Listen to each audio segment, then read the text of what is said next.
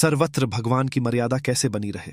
13 जुलाई 1820 को भगवदानंद स्वामी ने पूछा, हे महाराज, भगवान के पास बैठकर उनकी जितनी मर्यादा रहती है वैसी की वैसी मर्यादा दूर जाने पर भी बनी रहे, वह क्या समझने पर बनी रहती है।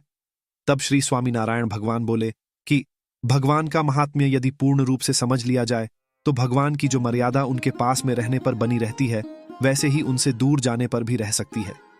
वह महात्म्य इस प्रकार से समझें कि अक्षरातीत जो पुरुषोत्तम भगवान हैं, उनकी इच्छा से अनंत कोटि ब्रह्मांडों की उत्पत्ति होती है और वे उन ब्रह्मांडों को अपनी शक्ति द्वारा धारण किए रहते हैं, और वे भगवान व्यतिरिक्त रहते हुए भी सब में अन्वय भाव से रहते हैं तथा वे अन्वय होते हुए भी व्यतिरेक हैं। वे भगवान जैसे प्रत्यक्ष प्रमाण हैं, वैसे के वैसे ही अणु अणु में अंतर्यामी रूप से विराजमान हैं। ऐसे भगवान की इच्छा के बिना एक दिन का भी हिलने डुलने में समर्थ नहीं हो पाता तथा अनंत कोटि ब्रह्मांडों में जो उत्पत्ति, स्थिति और प्रलय होते हैं और उनमें जीवों को सुख दुख प्राप्त होते हैं, यह सब कुछ पुरुषोत्तम भगवान के नियंत्रण में है। भगवान जितना कुछ करना चाहते हैं उतना ही होता है।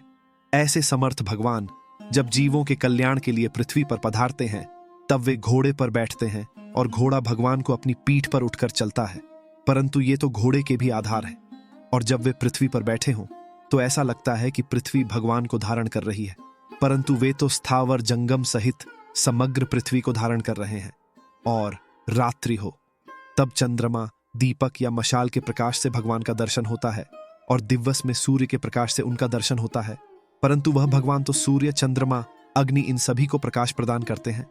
उनमें ऐसा अद्भुत सामर्थ्य है, फिर भी वे जीवों के कल्याण के लिए मनुष्य जैसे होकर मुझे दर्शन देते हैं।